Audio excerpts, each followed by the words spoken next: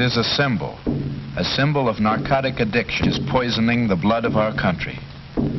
And this is a result? A result? Yes. But it occurs when the addict is deprived of his narcotic. He is experiencing withdrawal symptoms. And if he can get his narcotic? He lives from fix to fix. And if he is lucky, he dies early. Maybe from an overdose. Maybe from an infected needle. He lives from fix to fix. The addict must have his drug. And to get it, he must have money. And that much money comes hard.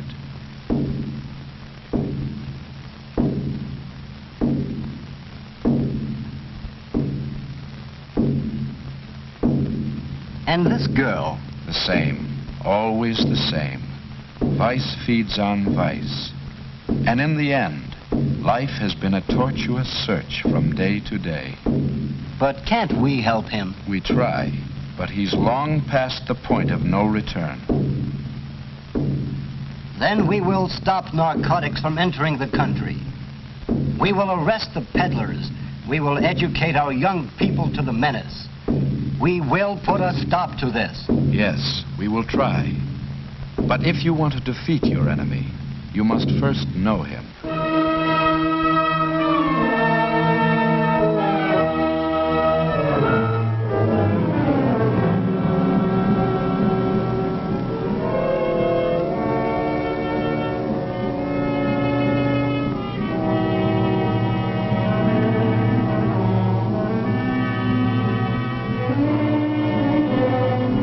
This is a shooting gallery, a room where addicts come to inject their narcotic and must wait their turn to use the needle.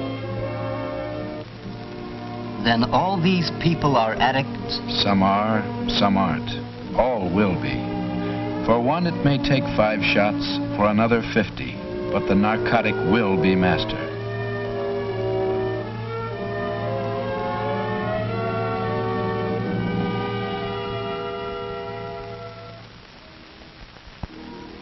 What are these narcotics? Let's take it from the scientific viewpoint. There are 3 general classifications of narcotics as defined by law: the opiates, the synthetic drugs, and the cocaine-marijuana group. The opiates, grown and processed almost exclusively in foreign countries, include opium and its 2 derivatives, morphine and heroin. The synthetic narcotics, including such drugs as Demerol and methadone, are the result of science's attempt to produce a non-addictive narcotic. But attempts have failed. All synthetic narcotics are addictive. Cocaine is derived from the Peruvian coca plant. It is strongly addictive. Marijuana is easily grown in many countries, including the United States. The plant can be identified by its sawtoothed leaf, which always has an odd number of fingers. The underside of the leaf has a sticky feel to it. It is the leaves and flowering tops of this plant which contain the narcotic. This narcotic, unlike the opiates, the synthetics, and cocaine, is non-addictive. What do you mean by non-addictive? By non-addictive, it is meant that the user of marijuana, when deprived of the drug, will not experience the agonies of withdrawal. It is habituating, but its use can be discontinued. Then what is its danger? Marijuana, a powerful excitant, produces unpredictable emotional results. But its greatest danger lies in the fact that it is a stepping stone to the harder drugs, such as morphine and heroin. 95% of narcotic addicts begin with the use of marijuana. Classified as dangerous drugs, as distinct from narcotics, are the barbiturates, the sleeping pills, known also as goofballs. There are approximately 400 varieties of barbiturates on the market, and all are highly addictive. In most states, the possession of these drugs without a doctor's prescription is illegal. Among the most common are Nembutal, known as yellow jackets, and Seconal, known as red devils. All narcotics and dangerous drugs have legitimate medical uses. Many are indispensable for pain-killing and sleep-producing properties. But in the hands of the addict, their use is perverted to secure an escape from reality.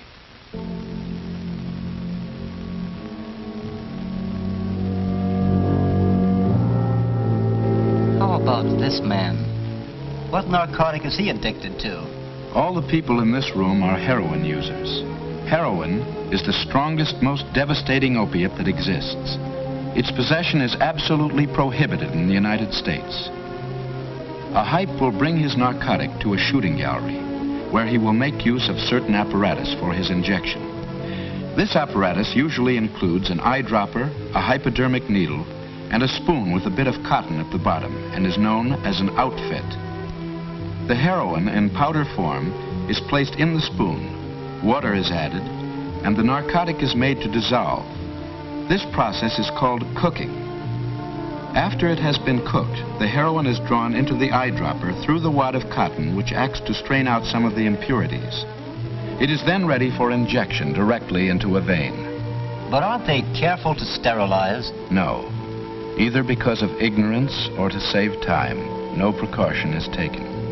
Thus, any communicable disease of one hype may be directly transmitted into the bloodstream of another. For other narcotics, there are other methods of administration.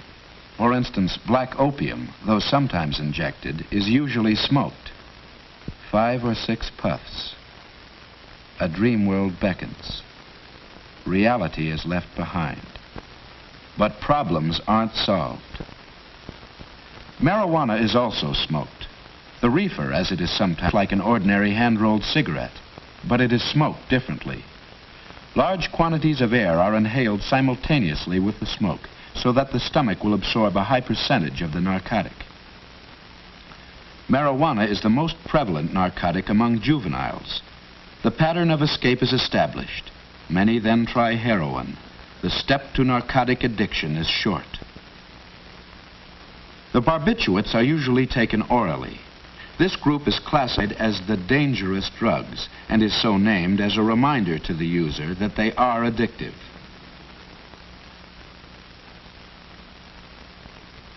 Through continuous use, physical damage to the brain, kidneys, and liver can occur. But there is no drug as degrading and enslaving as heroin.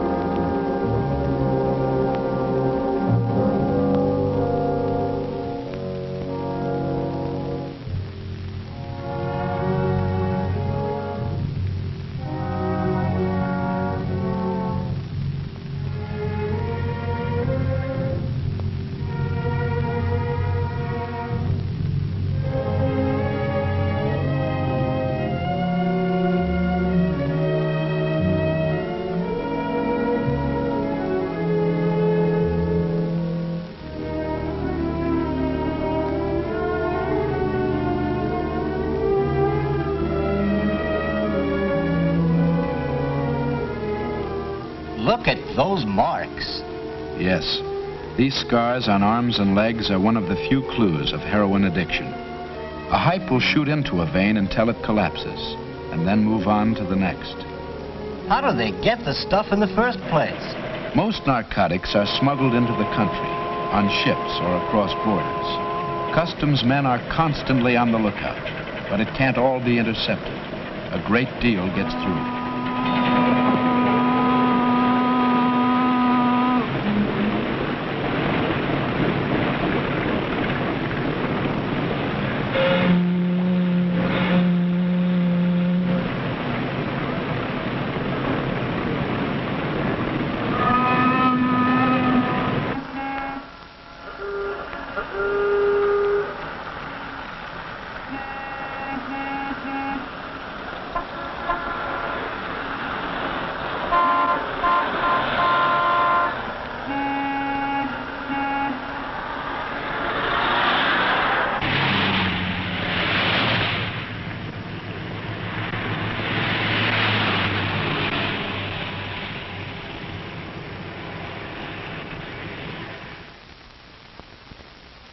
Narcotics are a multi-million-dollar business. An ounce of heroin costing $30 in Europe is worth $300 upon crossing the United States border. And then the profits really start. As the narcotic is passed from the big dealers to the smaller dealers, and finally to the retailers, it is diluted and rediluted until finally from the original ounce of heroin, anywhere from 5 to 10 ounces have been produced.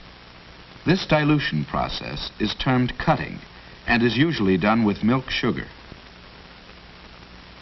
Ounces are cut and made up into gram packages known as bindles or papers and sold to retailers who recut the bindles and package the narcotic into capsules.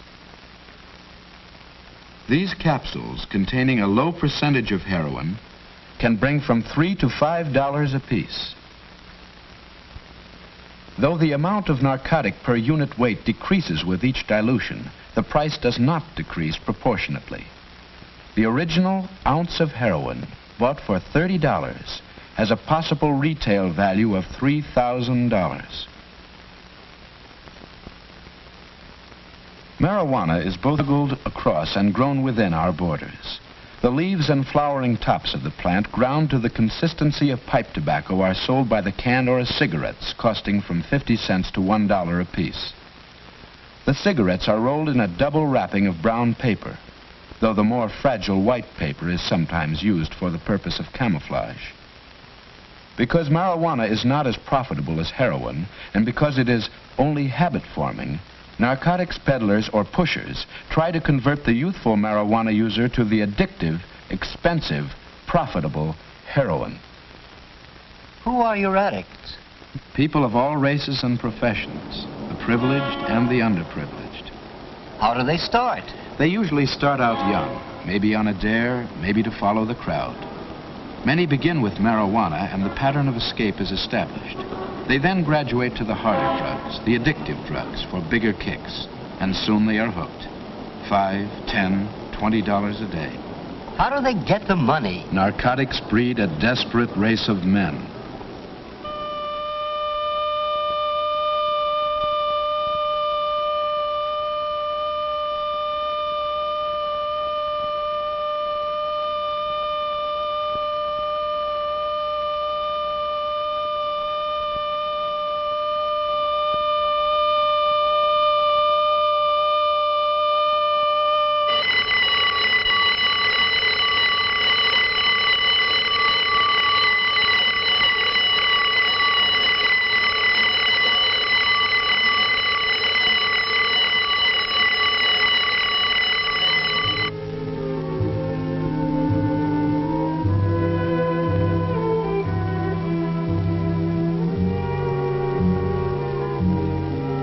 Can this girl be an addict? This is her third shot, but possibly her last chance to escape addiction. Then what? Need for drugs becomes need for money. No method is too degrading.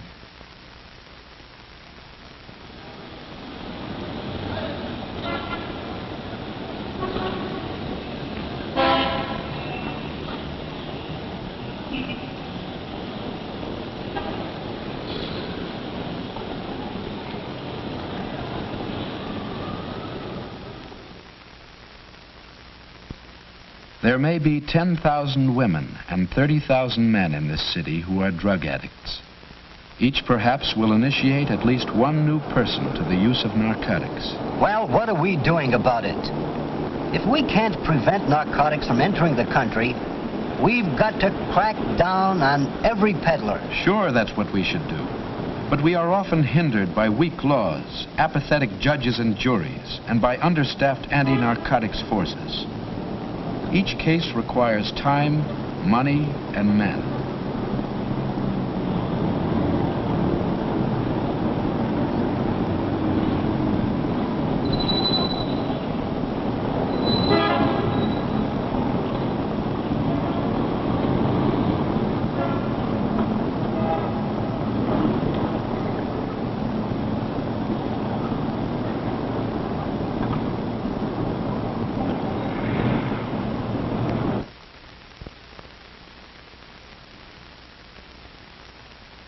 Stand by.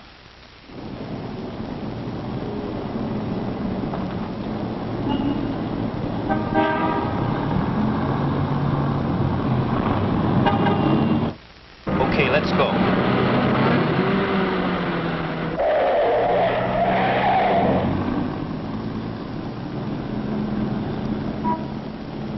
The law states that possession of narcotics means that the suspect either has the drug on his person or that it was directly under his control at the time of arrest. Here, both officers saw this man throw the suspected narcotic.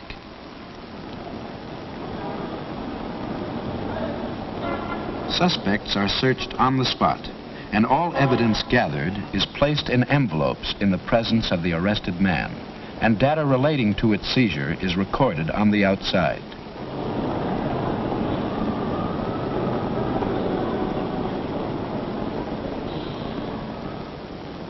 There must always be at least 2 officers on an arrest, so that there will be a corroborating witness.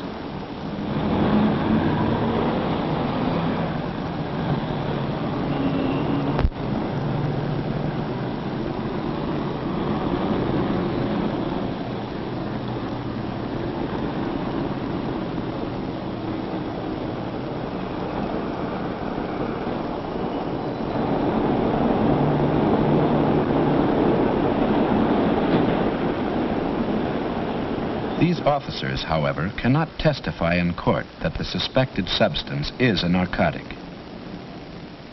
The confiscated material must be examined by a chemist who will later testify as to his findings.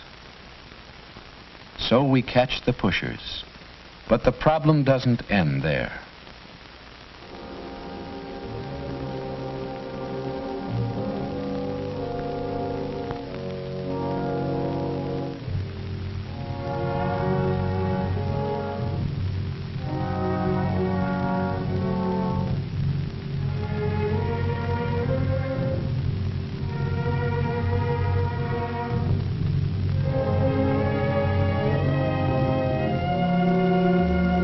There is still the addict, who without a will of his own has a continual craving for narcotics. While under the influence of his drug, he acts almost human. Without it, he becomes a desperate, tortured animal.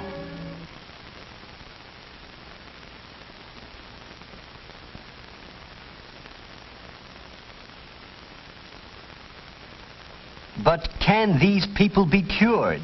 Physically, yes. Mentally, there is no known permanent cure. Deprived of narcotics, the addict will undergo withdrawal symptoms for about 6 weeks. At the end of this period, his body will no longer need the drug, but the psychological need remains. Elaborate precautions must be taken to prevent the passage of narcotics into prisons. Double fine mesh screens and a careful search of all articles intended for prisoners do much to discourage smuggling.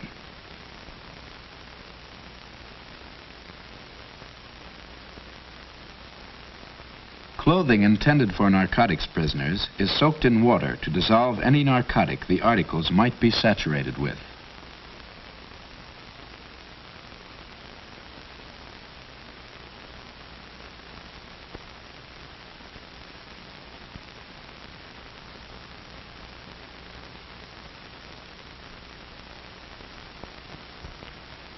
Now that he knows, now that the suffering is over, doesn't he realize the hell that awaits him if he slips back? Yes, he realizes it, and he'll fight. But the addict is not fit for such a fight. Narcotics have weakened his character, deteriorated his will. He may stay off a day, a month, a year, or more. But 99 out of 100 slip back. Back to 1 capsule a day, 2 capsules, 4 capsules. Back to $5 a day, $10, $20. Back to prostitution, armed robbery, jail. Back to the desperate race of men.